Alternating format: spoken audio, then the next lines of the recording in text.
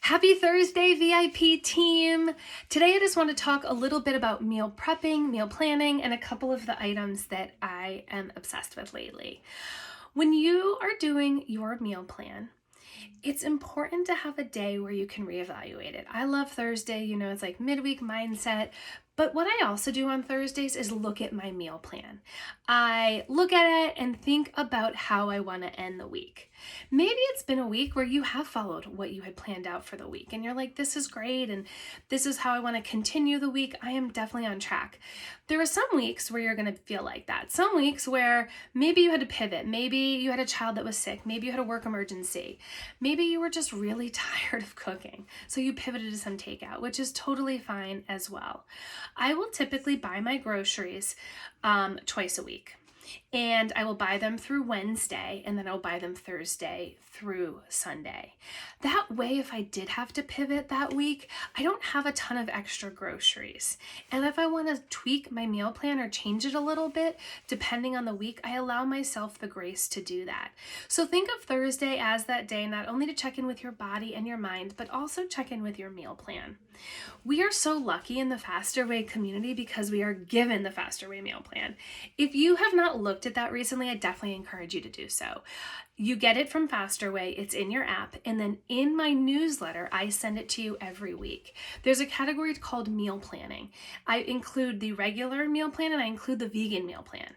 And no matter if you are a vegetarian or vegan or you eat meat, I definitely encourage you to look at both of the meal guides. The vegan one is great for salads. They have a ton of really, really good salads like sweet potato, there's quinoa salads in there. Salads are a great thing that you can make in the beginning of the week and have throughout the week, and you can add different things, tweak them with different proteins or different carbs depending on if it's a low carb day or not. We have added in the macro cycle a low carb day on Friday. So one thing I want to know is don't be afraid to repeat your low carb days. I will often have the same thing on a Monday or Tuesday that now I will have on Friday. So that will eliminate some of my stress of deciding what I am going to eat. So I want to also show you how I do my meal plan. So you get this every week from me. This is how I do it. I know I'm a super big dork, but I started doing this when I was doing my 6-week round as a client, and it just stuck with me. It worked. This is included in your newsletter every week. So you'll see there's 3 pictures in the newsletter in the middle of the newsletter where it says meal planning. You'll see the regular meal guide for Faster Way. You will also see the vegan, and then you will see a button that says see Alex's meal guide. It's pink and it has white writing. This is just how I organize my week. It helps me eliminate stress. It also really, really helps me stay on track. So you'll see there's one category for, I write down what is the macro cycle that week. I have my first meal, my second meal. I have a bunch of snacks listed here for low carb days and regular macro days. And then I also have the dinners here. I also have a section here of what I need to prep that day for what I'm doing. So I encourage you to find the system. This took me a while to figure out. This may not be your system. This may be exactly your system. So find a system. It's a process. Meal planning, meal prepping has to work for you.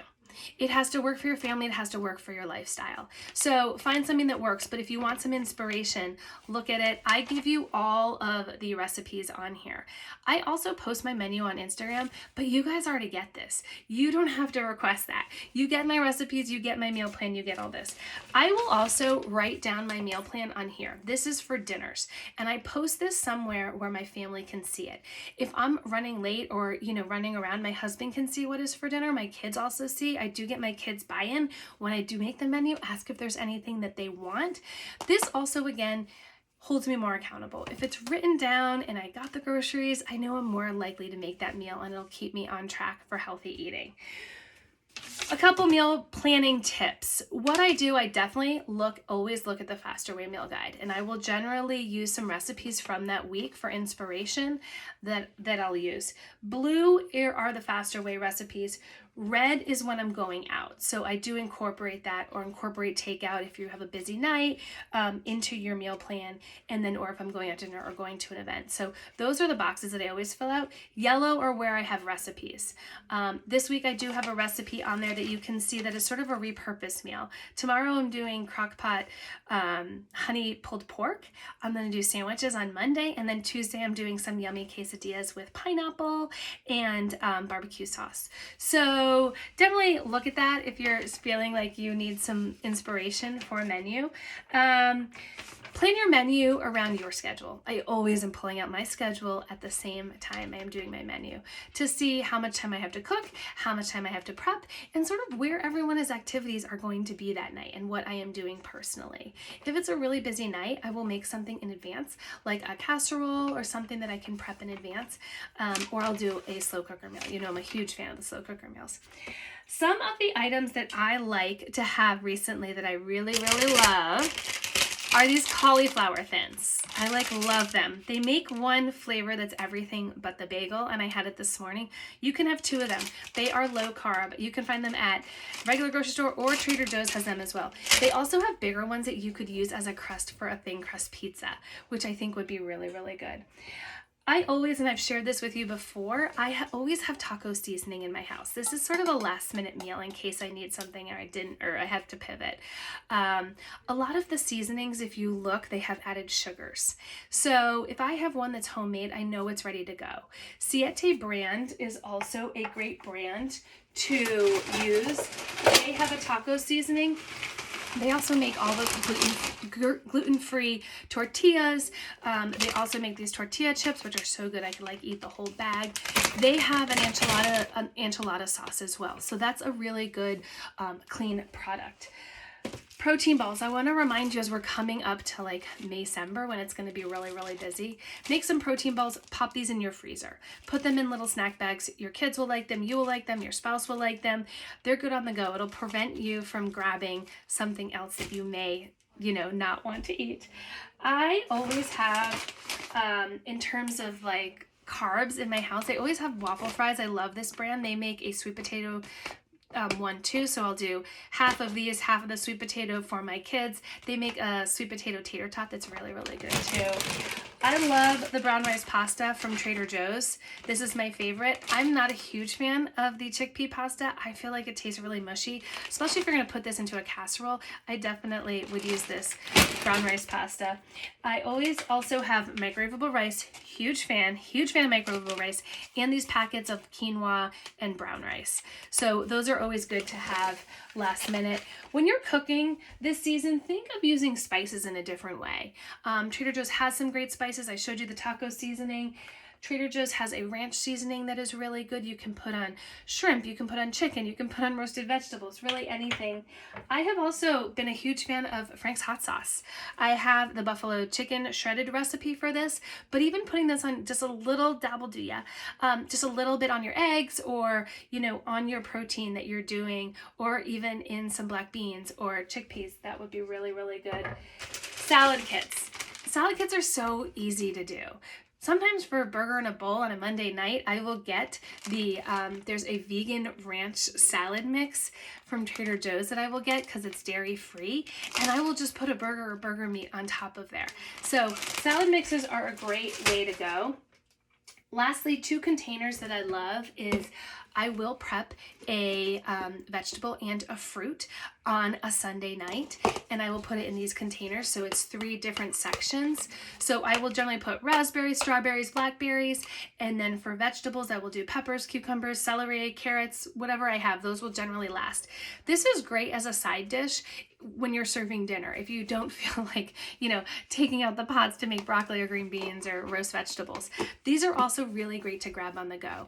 I will put them in a little Ziploc bag, add some hummus, and then I know that I'm getting the extra vegetables that I need without having to cut it. And, we all are super busy, and even just sometimes cutting a vegetable seems like a lot of work. Again, I want you to keep your eating simple. eating healthy doesn't have to be super complicated. I love these containers they come with 2, and it's pink. That's why I got them. But this is really easy. This is just chicken, roasted sweet potatoes, roasted broccoli, and some cherry tomatoes. So just remember, think of all the macros: protein, fat, carbs, that type of thing. It doesn't have to be complicated. I will use this container often for a Monday, Tuesday, or low carb day. I'll put some edamame tuna in here, that wasabi tuna from the fast way. It's really good. And then I will measure out some nuts. I will make these for my husband too. So those are just a few little things that I do for meal prepping. And so if you have any questions about meal prepping or planning, definitely let me know. I would also love to know if you'd be interested in doing a every other month meal prepping workshop with me, just with our VIP group, where we would actually cook together for 45 minutes, whether it's freezer meals or we do like a breakfast, lunch, dinner. We could make salads, just so we could do it together. We could have some music playing. We're on Zoom and I'd give you all the recipes. Let me know if you'd be interested in that. Sometimes I feel like that would hold us accountable to making meals, and then also making it fun and doing it together. I want you to remember, nutrition is the foundation of everything that you're doing. We need food to eat. We need food to survive. We don't have to exercise. We don't have to do all the other things. But if there's one thing that you can do every day, is be intentional about what you put in your mouth. And I think having a plan and having a few things prepped or ready to go in your kitchen is going to do that for you. So I have grown to love meal planning and prepping, but again, it's been a process. I just didn't wake up one day and love it or know what I was even doing. So I do love it now. I really, really embrace it. It keeps me on track. And it always helps me to remember my why of why I'm doing it, because I love family dinners. I always want to have dinner with my family, and we do that often. So if I am able to plan and prep a few things, it allows me to sit down with my family more and spend more time with my boys. And as they get older, I find that's really, really important. So let me know if you have any questions, but I hope you have an awesome Thursday.